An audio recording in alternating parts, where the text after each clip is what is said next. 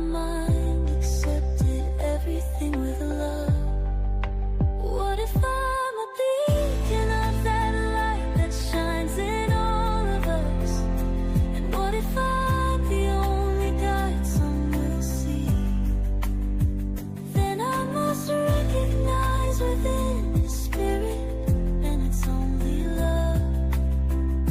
And I must be what I've come here to be. Yes, we're gonna be what we've come here to be.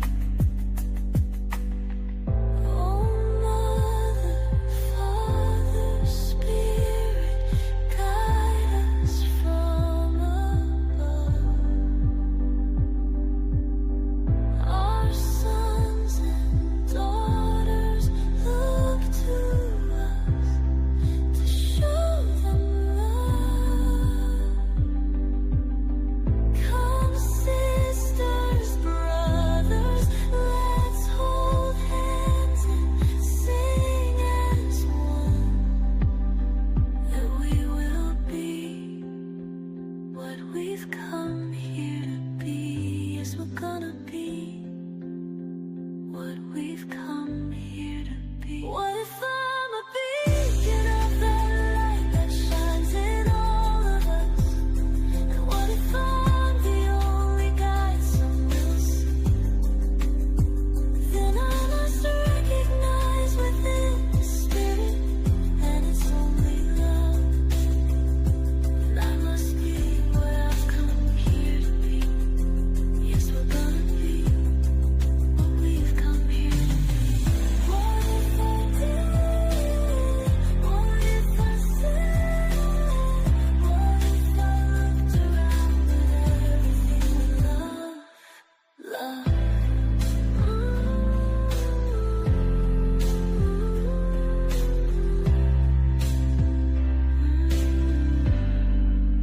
What if I did?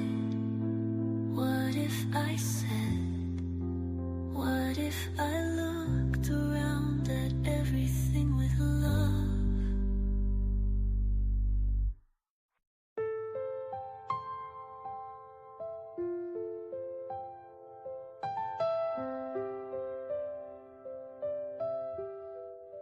What if I did?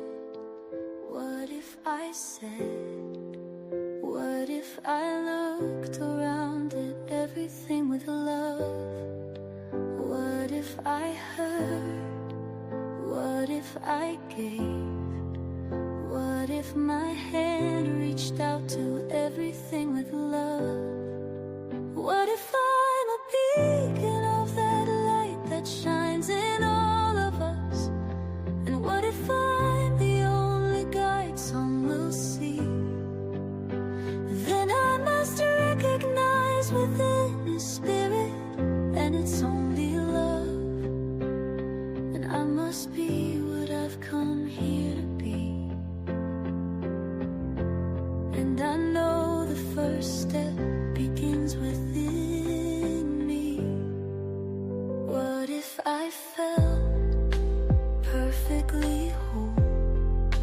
What if my heart opened to everything with love? What if I knew only the truth? What if my mind accepted everything with love? What if I'm a beacon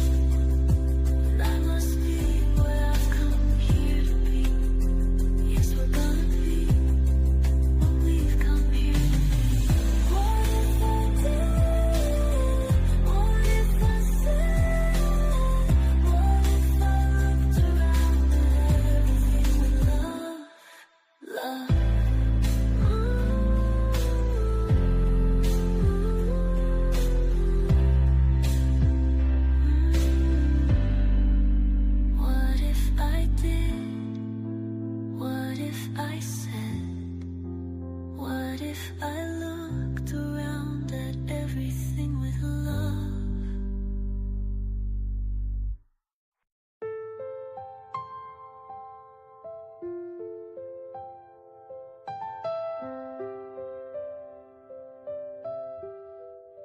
What if I did? What if I said? What if I looked around at everything with love? What if I heard? What if I gave? What if my hand reached out to everything with love? What if I'm a beacon of that light that shines in all of us? And what if I'm the only guide some will see? Then I must recognize within His Spirit, and it's only love. And I must be what I've come here to be. And I know the first step begins within me. What if I felt perfectly whole? What if my heart opened to everything with love? What if I knew only the truth? What if my mind accepted everything with love? What if I'm a beacon of that light that shines in all of us? And what if I'm the only guide some will see? Then I must recognize within His Spirit, and it's only love. And I must be what I've come here to be. Yes, we're gonna be what we've come here to be. Oh, Mother, Father, Spirit, guide us from above. Our sons and daughters look to us to show them love. Come, sisters, brothers, let's hold hands and sing as one, that we will be what we've come here to be. Yes, we're gonna be what we've come here to be. What if I'm a beacon of that light that shines in all of us? And what if I'm the only guide some will see? Then I must recognize within His Spirit, and it's only love. And I must be what I've come here to be. Yes, we're gonna be what we've come here to be. What if I did? What if I said? What if I looked around at everything with love? Love.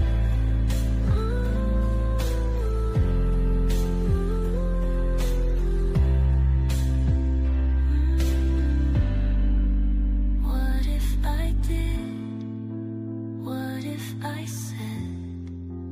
What if I looked around at everything with love?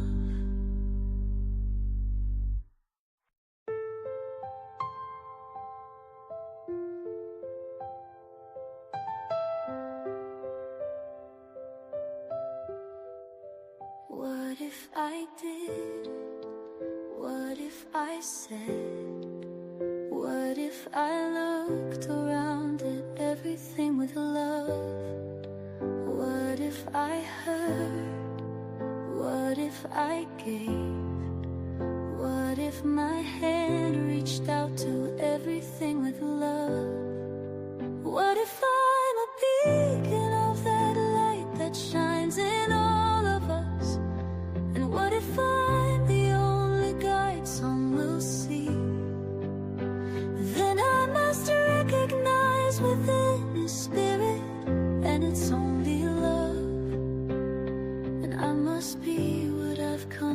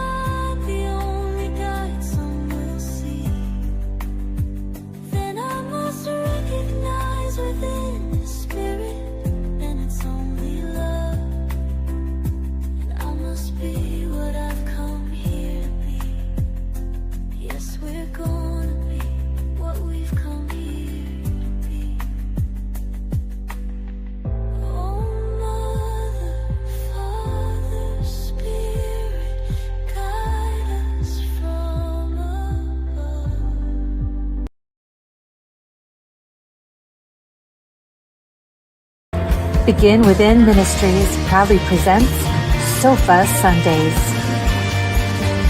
with your hosts, Reverend Dr. Michelle Izugwu and Reverend Jeannie Sovereigns. Sundays at 11:11 a.m. Arizona time and rebroadcasts on Mondays at 7 p.m. Mountain Time. Come join us on the sofa every Sunday morning. Sofa Sundays with Michelle and Jeannie.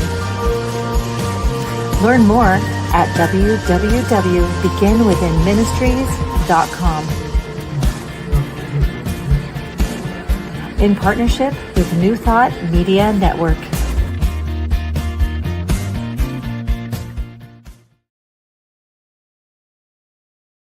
Good morning. All right, you know me. I have to check and make sure we're online. We are right on. So what happens here at the sofa is when the stuff doesn't work, that's when we solve all the world's problems. But people miss out because they couldn't hear us. Right. So I just like to check now so that everybody experiences the world solving issues. I'm Reverend Jeannie Sovereigns, and this is one of my best friends of 30 years. You've heard me talk about my prayer quad. This is one of the ladies in my prayer quad, Karen Pierce, and we're going to have an amazing talk today. And I've been trying to get Karen on the sofa for a couple of months now, so I'm so glad she was able to make it here today. Super happy to be here. I am so happy you're here. And we are located at 7220 North 16th Street, Building A1, and you'll know that because the girls are on the door, in Phoenix, Arizona, 85020, and you're never too late. So if you're in the Phoenix area, you can still get here. Come on by. Come on by. We're here for you. I'm going to open us up, and then we'll start our conversation.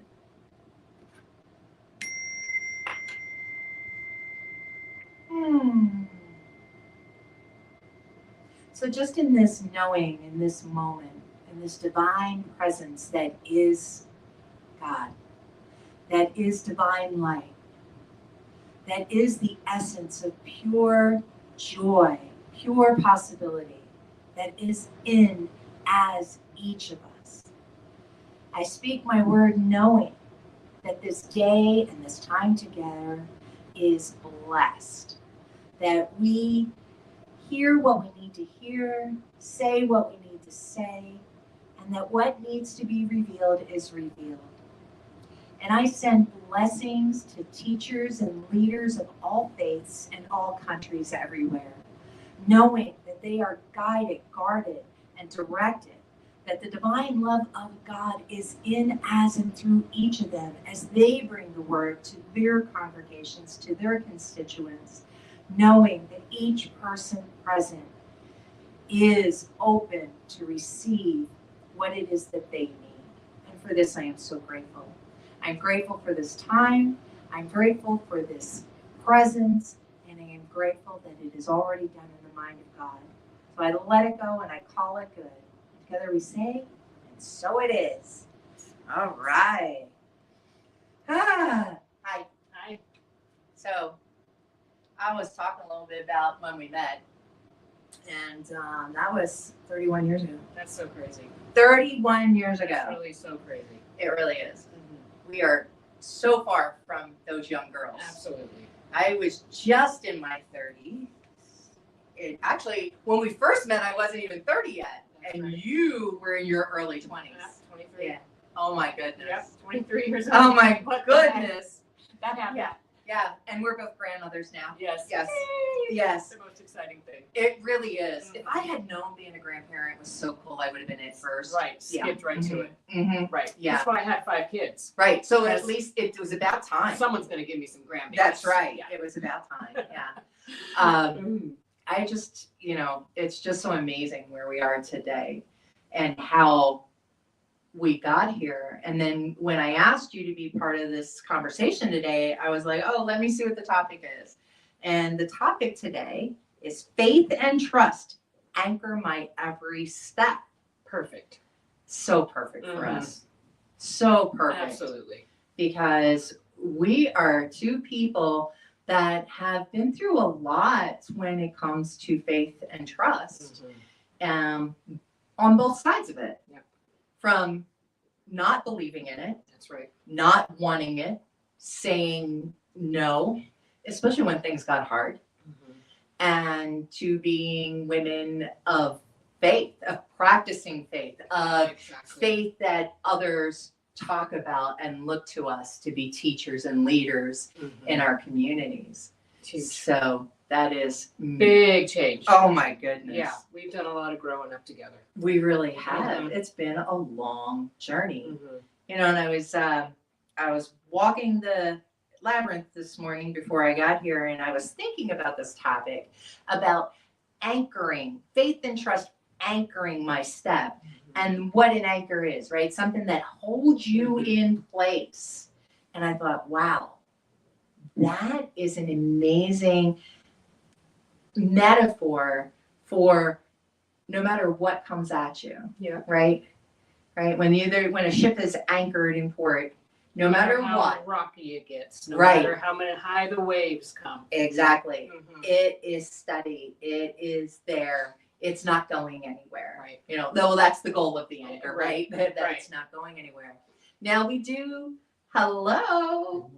we do have different types of faith practices and anchors. And that's one of the reasons that I invited you here today, was to kind of, hi guys, to talk about, you know, that interfaith perspective. Because for us and our prayer quad, none of us have the same faith. You're right.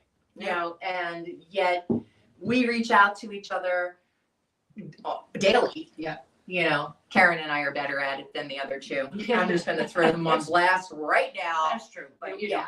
Yes, we'll do the Marco Polo, Yeah. but you know, but having that ability to ask for prayer, to ask for support, and to not have to give the backup story, Mm-hmm. right? That's such a blessing in my life. Like there's no explanation needed, and I can come back around and say, okay, this is what I need. This is why I needed what I needed, or this is what we're going through. But it's an unspoken thing, right? When we ask for prayer, Absolutely. we just pray. Yeah. Yeah. We just pray Mhm. and we put that out there. So tell me and them a little bit about who you are, what you do, and how you got here today.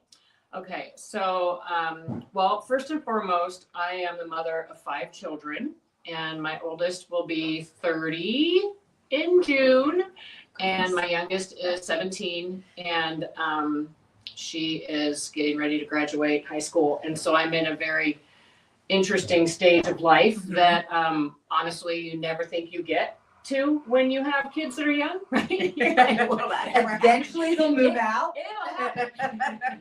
It'll happen. So I am married to Jeremy. We've been married for 13 years now. No, 12. 12. We've been married for 12 years now. And I am a member of the Church of Jesus Christ of Latter-day Saints. I have been an active member of that faith for the last 21 years. And probably in the last 5 to 10 years have I really put faith into practice, I guess you could say, you know, in learning and growing through my beliefs and, you know, really just trying to grasp a concept of God and what my purpose is here, you know.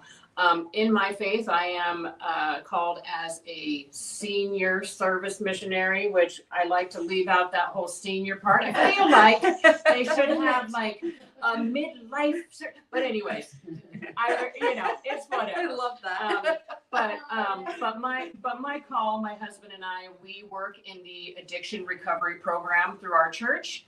And I am a recovering drug addict and alcoholic. Met Jeannie back in, Well, it was 95. it was 95. Mhm. So I was. I sober wasn't a few- sober yet. That's right. So he wasn't sober yet, but I got sober in June of 94. Wow. So you know, it's been a long journey with a relationship with God and what that looks like in my life, and yeah, so that's kind of a little bit about me. I love my calling. I feel like it is something that when you're in the midst of your drug addiction and alcoholism, there is no hope. And so for me to have experienced this other side of, oh, maybe this is one of the reasons why my experiences were so hard, so I can actually understand and have that compassion towards others that are going through the same thing, and to be on the other side of actually trying to be helpful. It's just been a huge, huge blessing in my life. Right? Because experience really is one of the number one things that helps me personally to have more compassion for others in the situation. And also, you know, the reason why, how and where we met in the 12-step process, one of the things that makes 12 steps so successful is the fact that it's people with experience, not somebody who hasn't been where you've been. Right. And that was always a big deal to me, even in most recoveries. Like when I was having replacement parts done in my knees and my hips, I wanted to talk to people who had that done as well. I didn't want to hear the doctor's opinion. I mean, his was great and everything, but I also wanted to hear about people who experienced it and what that was like for them. And, you know, same thing with recovery. And I think that was one of the things that we talked about too, is that anchor my every step. Well, we've been through the steps. We've been through the steps together. Karen was my second sponsor in the program when early days, when my first sponsor was transitioning. She was terminally ill, and I knew that was going to be hard for me. And I reached out to Karen. Karen was also really good friends with my friend that I went to college with, Joyce. And I wanted Karen to like me because when she first met me, she didn't. Because I was an alcoholic of the rare breed. Of the practicing type. Of the practicing type. So it made me feel nervous for my friend who was not of the practicing type at the time. Yes. And and I just think this baby of yours that's turning 30, you were pregnant with Elena when I met you. That's right. Yeah. That's right. So it's been, and I was kind of reflecting on that too. We have been through the death of sponsors, the death of friends, the death of our fathers. You know, we have been through marriages. I was going to say, we've been through many marriages and divorces together. And, you know, the birth of babies and the birth of grandbabies. And through all of those things, that is, you know, like I said, the way we practice is different, but the core value of faith and trust in a higher power is something that we share, that the four of us share as our prayer group. That we and know it doesn't look the same. No. And it doesn't have to. And I just so appreciate having that realness with other people, that you do not have to believe what I believe, and I do not have to believe what you believe. If we have one thing that binds us together, a higher power, which is what AA gave us, right? The 12 steps, they gave us a higher power, and we had our freedom to expand upon that as we chose. And it doesn't, it never stands in the way of a friendship. No. And it never should, you know, and I'm so grateful that I have such goodness in my life that we have an understanding of our hearts. Yes. And that's the most important thing. And that was probably another thing that I wish we could give the world, is friendship not having outside issues. Absolutely. You know, whether it was religion or politics, because the four of us are different there too. Absolutely. And that is something else we leave outside of that. Now I get it, you know, that some people can't do that, and there's discussion that gets heated and that kind of thing, not just with friendships, but in families. And, you know, we were talking earlier before it started, you know, 8 billion people on the planet and 8 billion worlds that, you know, everybody sees things differently. So with different perspectives and everything, there is a chance for miscommunication to happen. And one of the things that I think that the longevity of these relationships has taught me is that if you know someone, then you can ask for clarification in a way that doesn't feel, you know, attacking, yes, or accusatory, right, or right, you know, demeaning, right. Mhm. Like we will ask different questions of Yes. each other of, well, what does that mean for you? Yeah. So like you do a lot of service. You are the most servant. Well, Tina does a lot of service does too. We She love does her. too. Yes, you and Tina do a lot of service, but you do a lot of service for your in ministry for your church. Yes. Like, so talk a little bit about how that has helped your faith and. Oh gosh. So, you know, there was a long time where I kind of felt a little bit outcasty, if you will. Coming back to church for me was a real hard thing. You know, in the Church of Jesus Christ of Latter-day Saints, you know, there's, it's a very organized religion, and there are a lot of things that people would say, oh, you can't do this and you can't do that. I know I benefited when you went back. I got a bunch of movies. Right. I got caffeine. There was a lot of stuff she couldn't have Yeah. that I got. And come to find out, you know, and what I want to clarify about that is that, you know, we believe, and I believe, that we all have agency here, and we have our Yes. own free will and Yes. our own free choice. And so even within our church, of course, you are able to choose what you do. You know, if you can still come to church, our church, if you smoke, if you drink, if you do, you know, drugs, whatever, you can still come to the church, because the church is for people that need Christ, right? And, Right. and need God and need a higher power. So it's like, you can still come. But what I found is that I was limiting myself if I was to continue to do the things that didn't serve me, right? Then I'm limiting myself in my own growth. And so, so for me, you know, that was, man, that was a huge, huge step for me. And then I had to realize, well, no, I'm not an outcast. I'm getting to know people. You realize that everybody's sitting in the same congregation. We're all going through something, and we all have some issue, and we're all dealing with something that's hard, and we're all trying to overcome, you know, our weaknesses with whatever those may be, you know. So the minute I stopped looking at myself like I'm different, right? That was right? Yeah. In AA, we were taught that. Right. You know what? You're unique, just like everybody else. Yes, exactly. So that's when the real learning and the real growth for me started to happen, when I started to just really understand that everybody is on their own journey, and everybody has something hard, and it doesn't matter what you believe and what you don't believe. We all, as humans, struggle with things, you know. And I was just maybe this is a little off topic, but I was just at a we called it a fireside, where some of the leaders of our church recorded a message and shared it with us, and it was these wonderful women in our church, and they were saying a couple of times, it was like, what I got from it was like, let's normalize that it's okay to not be okay.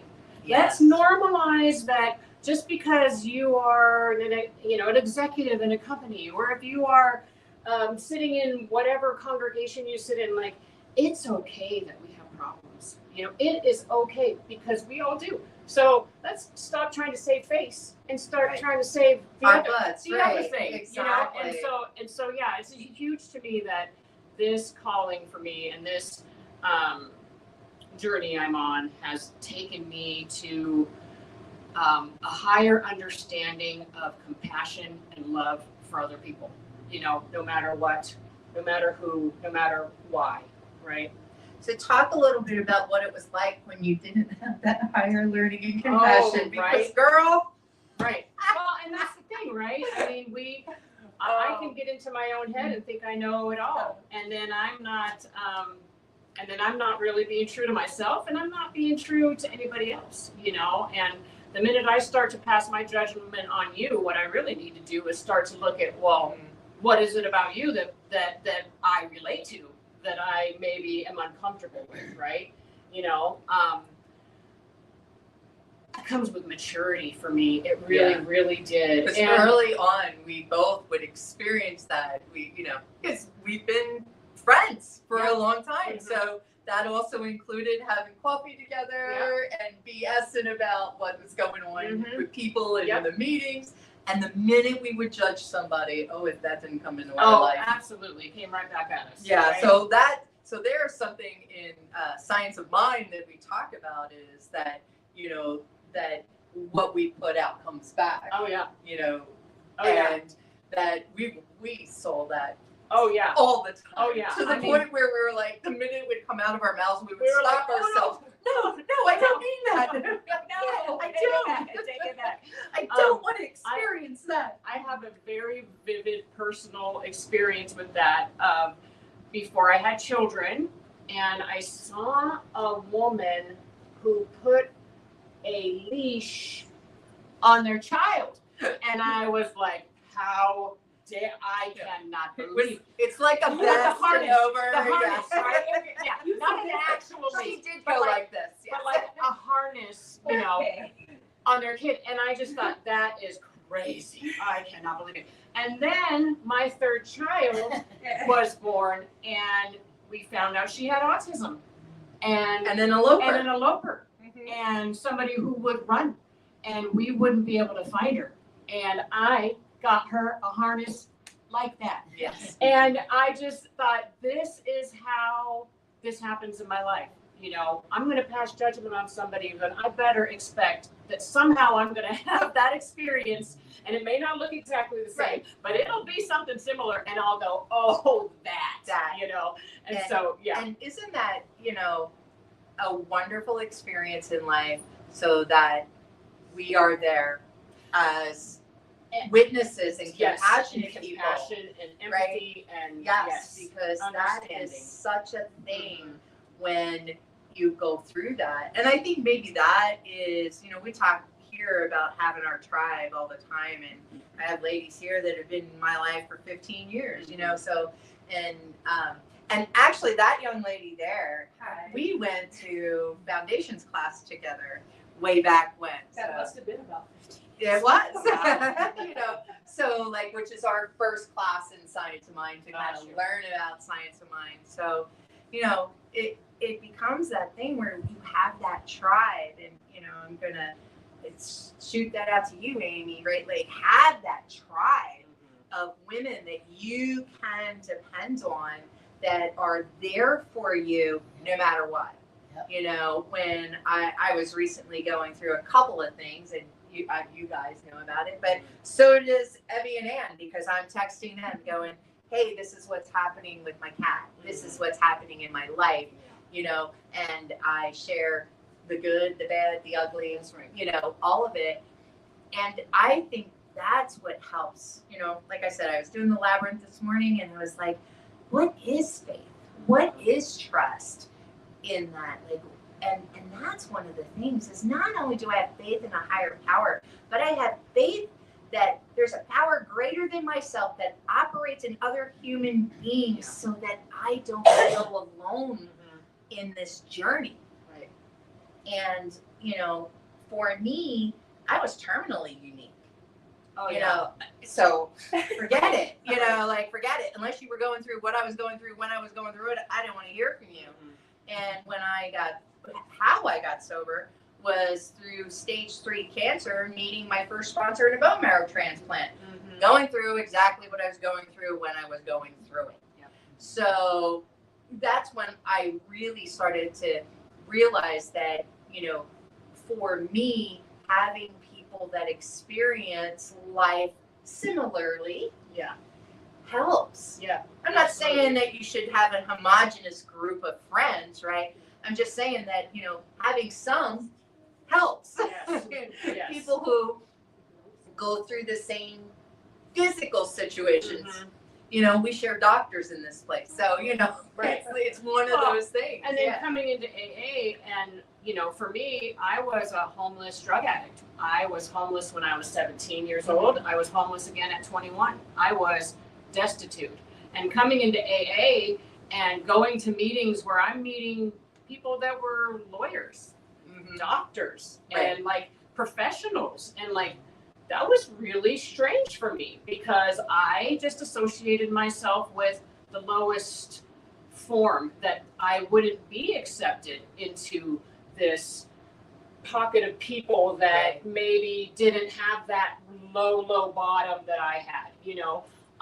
But it wasn't about that. It was about the feelings that we all had our low bottom in the way that it came for us. You know, maybe some of them weren't homeless, but maybe some of them lost other things. Guarantee that they felt abandoned and hopeless. and hopeless, Mhm. right? Yeah. So like how we get to that feeling, right, Yeah. can be different, you know, it usually is, right? We all have different perspectives on life, so how we get to those feelings are different, but we've all had those feelings. Right. You know, we've had that feeling of loss. Yes. We've had that feeling of joy and Mhm. surprise Sure. and, you know, admiration. You know, we've had that feeling of this will never happen to me, you know, and that's it. Mhm. Like, what am I going to do? I mean, I think that probably, you know, over the last couple of years, I've had some scenarios in my life where I have been so devastated by the reaction of other humans. And, you know, and they're not huge things, but they were huge to me. Sure. And I think that's important is when people know you and know, you know, this is a big deal to her. Yeah. You know, this is a big deal that, you know, her cat of 16 years passes. That's right. Right? Even if you're not a cat person or you're not an animal I'm not an person animal at all, person right? I like your animals, Yeah. but I don't want them, so I don't have them. Right. So, like, but you knew that was important That's right. to me. That's right. You know, so I think that's one of the things that having long-term friendships help with, Yes. because you know those little nuances. Mhm. And context for your life. That's right. Exactly. Right. And it takes no real effort to show compassion to other people. And like, you know, just because I don't have a cat doesn't mean I don't understand how hard it is to lose. Right. Loss. Because you've had Because loss. I've had loss, you know, and it's like it doesn't take much effort to just be compassionate, just be kind, you know, to just even sometimes act as if I Right. may not fully understand what you're going through, but I can say, I'm so sorry, I'm here for you. What can I do? You know, and that is truly what the service mindedness of my church has really, really taught me, that it just doesn't matter. It doesn't matter if it's the person on the street or the king of another land. We are all right here in the eyes of God. We are the same. He loves us all exactly the same. There's no one better. There's no one lesser. So let's treat each other like that. Right. Yeah. Oh man, if our world operated on Oh that, gosh. you know, How we wish. that it really, that, you know, and it's amazing because that, I don't care what, you know, philosophy or religion you're in, all of them go by the golden rule, right? Yeah. In some way, shape, Right. or form. That's Treat right. others the way you want to be That's treated. right. You know, We learned that in kindergarten, everybody. yes. Oh, I love that book. Let's learn that in kindergarten. I love that book. Everything I ever needed to know, I learned in That's kindergarten, right? And it is true. It's like when we treat other people how we want to be treated, life is easier Mhm. too, Mhm. right? It's because now I know that I have a clean operating slate. Yeah. I think that, you know, going back to talking about how in our early recovery, our judgment issues, you know, Yeah, absolutely. our judgment karma, you know, but having a clean operating slate, when something goes wrong, I no longer now go, what did I do? Mhm. And now in our philosophy and science mind, we believe your thoughts create your reality, you know, change your thinking, change your life. And so when people start to talk to you about things, and this happened to me after the last time I was diagnosed with cancer, somebody asked me, what was I thinking? Mm. And I am just going to say that that's spiritual malpractice. Don't Yes. ever say that to anyone. You It's know your what I mean? fault. Yeah, it's like telling somebody that something horrible that's happening in their life is their fault. Mhm. Whether it is or not is just not compassionate. Yeah. You know, it's What does just that not matter? yeah. You know, I'm dealing with this now, you know. And but that I think is an important thing to realize, that things happen in life, good, bad, or indifferent. Things happen in life for experience. We've been talking about this all month, right? Is like, we have experiences that help us. We have experiences that aren't so great, and it's up to us to choose how that operates in our lives. Right. Like, so do the fact that I was an alcoholic, do I take that and then drink myself to death? Right. Because we did lose a friend like that a couple of years ago. And, or do I take that and say, okay, I'm not going to put that substance in my body anymore, and I'm going to work on my mindset and deal with this and help others who suffer from this affliction as well. Right. And isn't that the biggest thing, right? Like, is you have to replace the bad with something good, And Right, because so, nature abhors a vacuum, That's so right. you can't have an That's empty spot in your right, life. because that empty spot for me has always been God. Yes. Yeah, I have a God, what do they call it? A God-sized hole. God-sized hole that I'm trying to fill with substances or people or places and things that just will never be filled. But when I really start to love God, love my neighbor, serve others, then that hole starts to be filled with goodness. And goodness there's no room for the yuck to come in when you're trying so hard to put in the good, and it's trying, right? I mean, doesn't mean we're not going to make mistakes. Sure. And it doesn't mean I'm not going to judge somebody as I leave here because they're driving all crazy. See, you guys know why what I mean? she's my friend. Yeah. I talk about that all the time. Absolutely. That's my favorite place to go, is the road rage situation. Yes. Trust me. I can tell some stories about some road rage. How do people not do that? That is something I actually have to work on very, very consciously, because it's just too easy to slip into. These are objects, not people. Right. This is just a car driving down the road, not a human driving that car with feelings and emotions. And, so yeah, it's a huge thing where I can go, okay, I get to start over. Oh, Karen, why did you judge that person? Why did you, why did you allow that person to anger you? Why did you, and I can start over and I can go, okay, clean slate. Anytime I want, right? Anytime of the day, anytime we want. We get to start over and go, okay, click. I'm so sorry. Let me try that again. Yeah. It's beautiful. Do over. Mm-hmm. And that's a great thing for ourselves. It's also a great thing in a relationship. Oh yeah. Right. I do that all the time. Like, I'll bite back at something, because Dakota said something to me, and I'll just bite back, and she'll be like, and I'm like, okay, wait, can I have a do-over here? Right. Because I forget that I'm not alone on this planet, and that everybody's not here to serve me, right? Like, I know. I know. And everybody's not out to get you. And everybody, I love and that. everybody's not out to get you. And everybody's not out to get me, Yeah. right? Yeah. That is true. Because there are time periods where I could fall into my victim mode, Sure. and Easy. it's all about that. And there's something that you guys are so good at, helping me with, is that when I go, and can you believe blah blah blah blah blah, and you guys will go, Jeannie, you are right. That's a horrible feeling, and I'm so sorry you had to experience one time. Yeah. You get that one time in our group, you get that validation that what you feel sucks. We're sorry you're feeling that.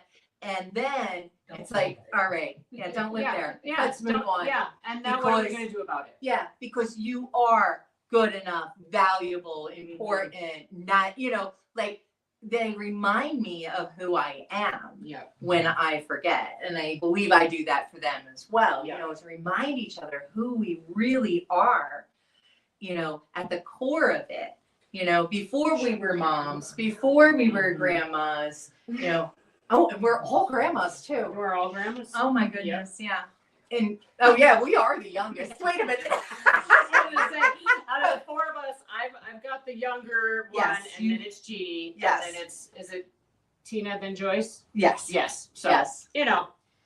I don't know how I got in with these old ladies. With these old ladies. I don't know either. Yeah. I don't know either. But it's been a beautiful gift in my life. I'll tell you that right now. Yeah.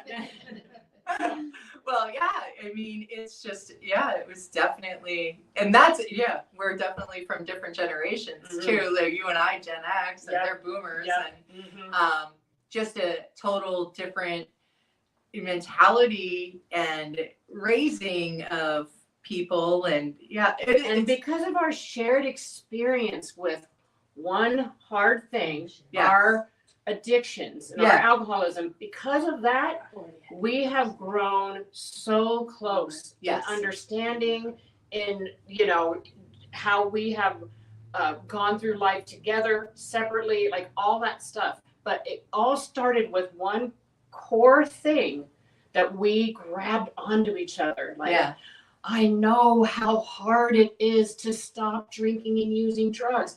I know how hard it is to start over. Like, and that is like, I'm so grateful to have a God in my life that puts people in your life that goes, trust me. These are going to be your people. These are going to be the ones. And I think that's so important, is trust the process. And I saw a meme recently that says, does the process know we're trusting it? Because there are some days and I'm like, process? Hello? Are you there? So I'm supposed to trust the process. Don't make me question it. Right. I'm in kindergarten. You are. You're the best. I love it. We are so glad you're here, Logan. We are so glad you're here. I've been hearing about you for, 5 years. Yeah. How do you know my name? Because your grandma never stops talking about you. That's for sure. And Miss Jeannie's kind of a genie. Yeah,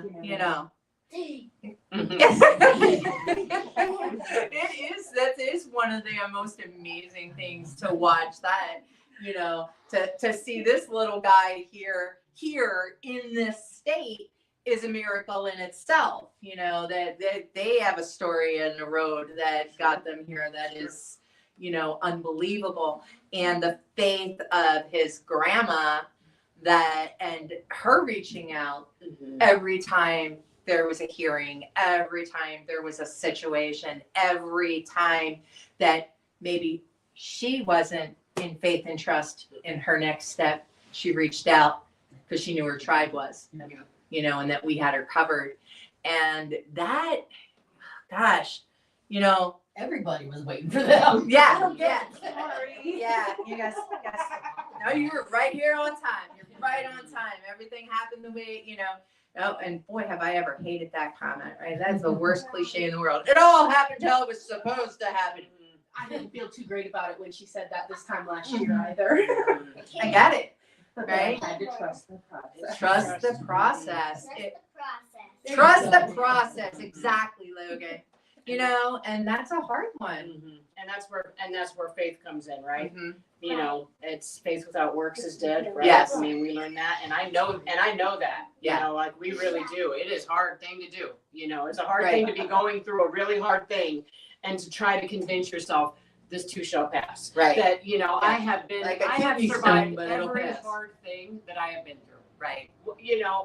But when you are in the midst of that hard, you seem to forget that you survived all those other hard things.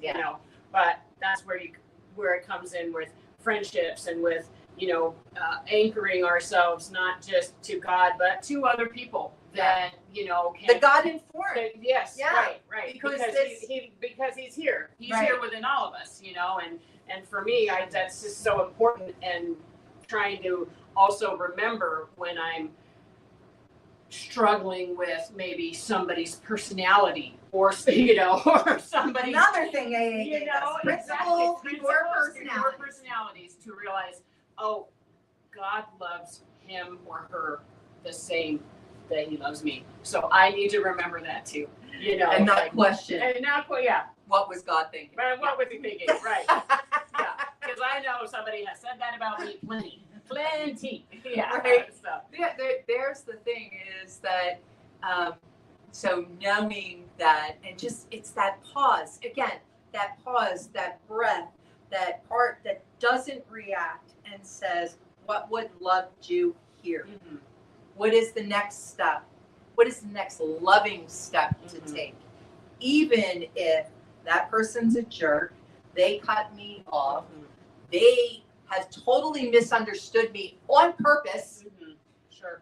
you know, completely Yeah. meant to do it, you know. And then it's like, okay, but what would love do in that? How does love respond? And I'm going to tell you, there are some days that I go, love is taken in that, Right. right? Because that's me loving myself and not responding to the outside world, right? There are some times where I just got to go, okay, and cocoon. Gotta keep it for myself right now. Yeah, Mhm. because if not, I'll lose it. Do not engage. Mhm. Do not engage. Exactly. Exactly. Yeah, it's a protection of Yeah. self in a way, you know, because I know if I'm getting ready to respond in a negative way, I want to be able to just go, stop right there. Yeah. And if I have to just move away from the situation, then that is exactly what I have to do. That's hard for me. My pride is, my pride. You're You know? and you're an engager. Oh, I am. Yeah. And I have been. I'm a runner. And I have never been because, you know, of the childhood that I had and the Yeah. traumas that I've experienced. And that was what we did. We fought. We stood up for ourselves. We did not allow people to treat us in a way that was any way than what we thought it should be, you know, regardless of whether they should have been treating us good or not. You know what I mean? And that's what it was for Right. me, you know, and that served me well for years of when I was protecting myself Right. from harm. But it doesn't serve well when I am trying to draw closer to God and to really show love to myself and to people around me. And so, I mean, for me, I have recently, and you know this, I've recently started seeing a therapist who specializes in trauma. And going through my whole life, knowing I had a lot in my childhood that really affected me, but then not truly understanding how I dealt with that and then how it made me interact with the world around me that was unhealthy. And it's been a huge blessing for me. And it's a journey, right? Absolutely. It's this journey of how I have to get to the point where I'm sick and tired of being sick and tired. I was sick and tired of being angry all the time. I was just angry, everything, all my emotions, it all went to anger. And it's like, I don't want to be. I'm not, you know, I'm a good person and I don't want to be angry, you know? And so it's learning, like, it's okay for me to go, I need help. I need help from a professional that can kind of guide me and show me how do I react other than anger. You know, it's a huge, huge thing. It's such a process. I mean, it took me 53 years, you know, to get to this process, this step of, okay, it's time. It's time. You know, I mean, you guys know. I mean, at 6 months sober, I'm literally fighting a woman on the side of the road because of a road rage. We pulled over and I'm sober and I'm thinking that I'm sober and it's going to be like, oh, I'm good from here on out. Oh, no. You know, it had just begun. You know, You gotta deal with that's right, because the alcohol and the drugs were just a fix. They were a symptom, you know, of a deeper problem, you know. And so, yeah, it's been a process of faith and trust through the process of like, okay, it's okay. I'm not quite there yet, but I'm trying and I'm going to get there eventually because I'm going to keep trying, you know. Well, I have a little experiential if you want. Okay, everybody stand up. All right, so I want you to have your feet grounded. Okay? So you see your feet, you see where they are, right? You know where they're at. Okay, oh, and I need a little room here too. All right, so we trust that the ground beneath us is holding us up, right? It's supporting us. Now, we're going to take a step. Go ahead, any foot. Now take another one. Check that out. Ground still held you up. That is what happens when we have faith and trust and believe, right? The ground's there. Now you might not be, you guys can sit, we can sit down. You might not be able to see past this room or past this particular scenario that's happening in life. You don't know what next year, next week, next hour is bringing. However, up until this point, you made a good point when you said that. Up until this point in your life, you have survived all hard things. That next step is there. You can take it. You can trust that that ground is underneath you. And if it's not, you'll have wings to fly. Ooh, I'll never have wings. I love you. Red Bull gives you wings. That was No. And no, we're not sponsored by No, we're not sponsored by Red Bull. And, you know, that is one of the things is I think we get so caught up in the what ifs and how comes and the, you know, that we're spun past what we really need to look at, which is where our feet are right here, right now, and what the next step is. Yeah. That's all. Fear and faith cannot coexist. And that's truly what, Absolutely. you know, it's just the truth. Fear and faith cannot coexist. Yes. I think one of the most profound things for me was, you know, we talked about tribe. We talked about, you know, just we've all we've been through a year, all of us, you know. But I think the most profound thing is that in understanding that I'm okay with you doing what you need to do to take care of you. That's my first step is going to be, I want you to take care of you. The evolution was for them to say, okay, well that means that I can also, I have the right, like I had to grant myself the right to take care of myself because I've already granted you the right. That's evolved, certainly. It's not, I mean, initially it was just like a rare, unusual feeling. And now it's like, I know I deserve support. I know I'm good at giving support. And I know I'm okay with reaching out about anything. Sometimes I don't even know what I need to talk about. And I'll just say, yeah, 5 minutes. You know, and it makes all the difference in the world, recognizing that you deserve that level of support. Period. Absolutely. End of story, because you're human. Just because. No other reason. No other reason. Right. Anybody else? Um, What you got for me, Logan?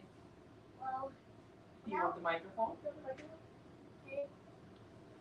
when I was, okay, Hands, baby, take it with your hands.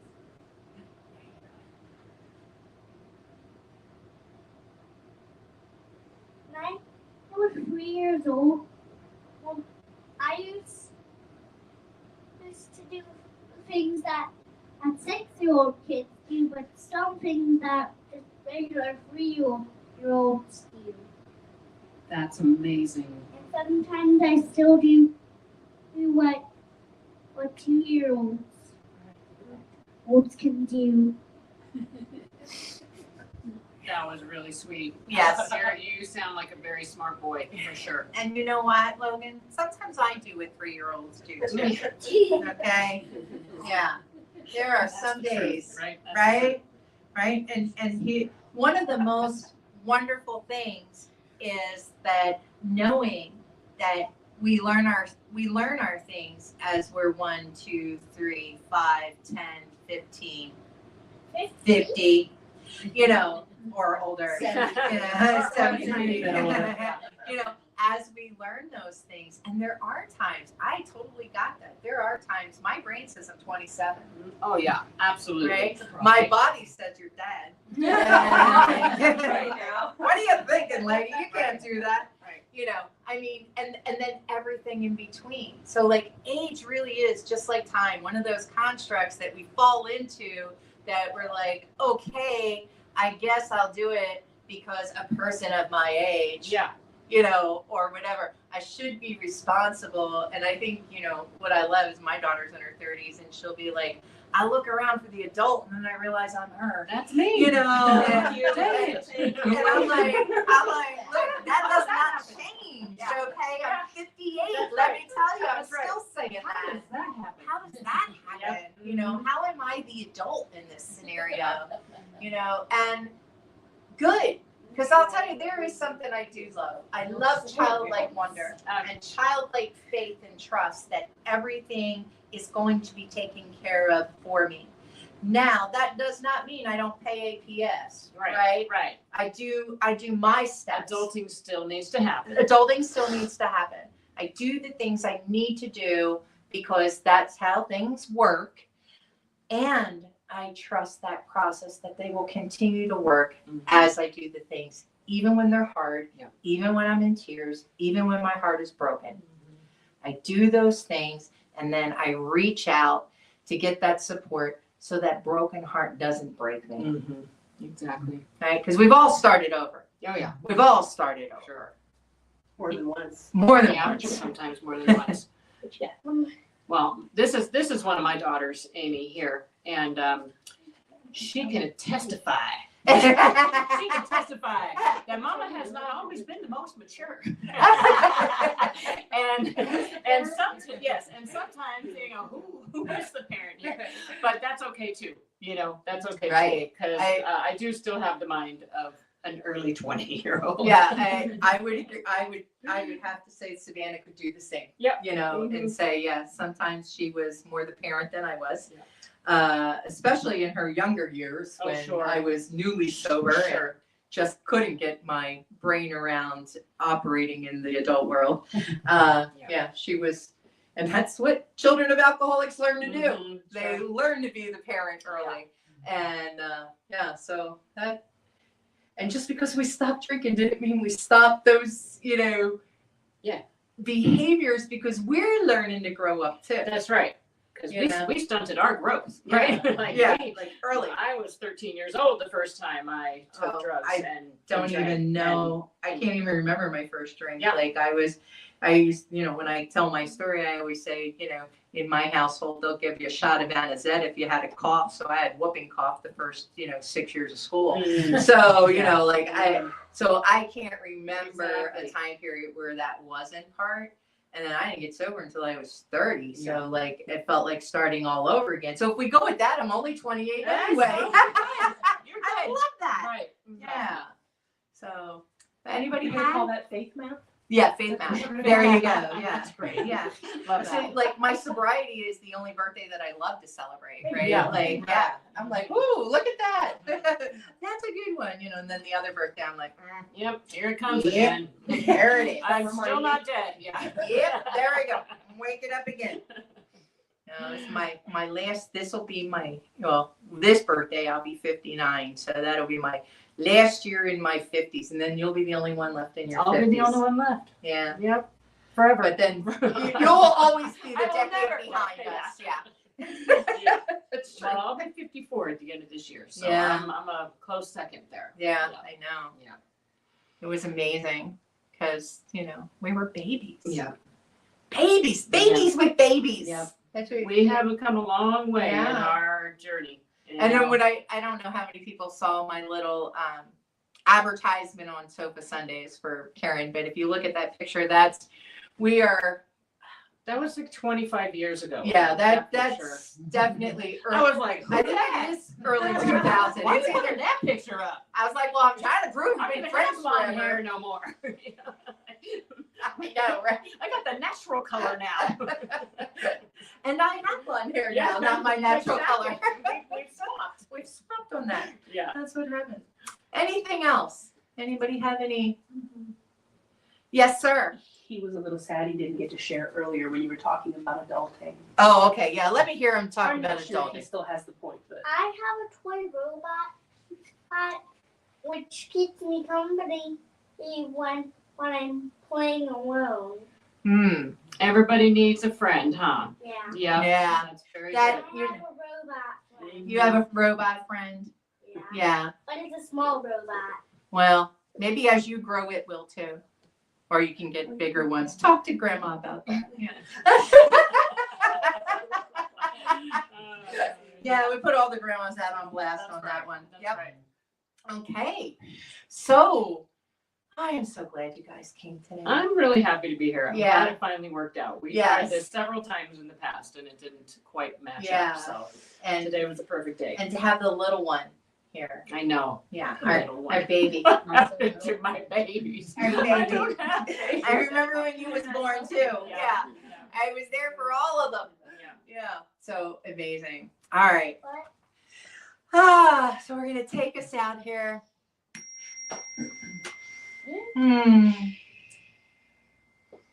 So with gratitude in this space, in this time, knowing that we were divinely blessed, that our time together blessed us as we go forth and bless others, knowing that the divine presence is in, as, and through each of us, and that as we grow, we create the life we love living and help others to do the same. And for this, I am so grateful. I call it good, and together we say, and so it is. All right. So, anybody gonna answer? How can we support you? Oh, thank you. Oh, Thanks for asking. So the way you can support us, and I'm gonna say this for Jenna. Jenna, like and subscribe. Like and I subscribe. love that. Right? Like and That's my subscribe. daughter. That's another daughter of mine. Yeah. And let's send love to Adam too. Oh yes, I did. I did send him some prayers today, but yeah. Great. Love out to you, Adam, knowing and affirming that you are well, healthy, whole, and complete. And how you can support us is by, if you're watching us on YouTube, like and subscribe. If you are watching us on Facebook, join our Facebook group page called Sofa Sundays. And if you're watching us on Instagram, same thing, follow us along.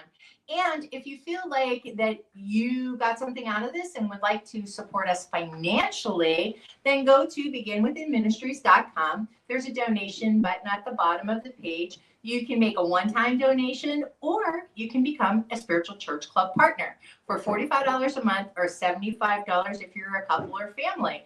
And that helps us continue to bring our message and our membership to others, which includes really cool things like our cards that our membership gets and our journals so that you can follow along all year long. But most importantly, it includes our Sofa Sundays mug. And knowing that we're bringing our ministry forward into the world. So for that, I am so very grateful. I'm grateful that you joined us today. And next week, I won't be here, but Reverend Dr. Michelle Azubu will be back with a guest. So I hope you all have a great week, and we'll talk to you later. Bye. Bye. Hold up. I've never seen. Thanks for watching. Tune in again next week at 11:11 a.m. Pacific Time, or Monday evening at 7 p.m. Mountain Time.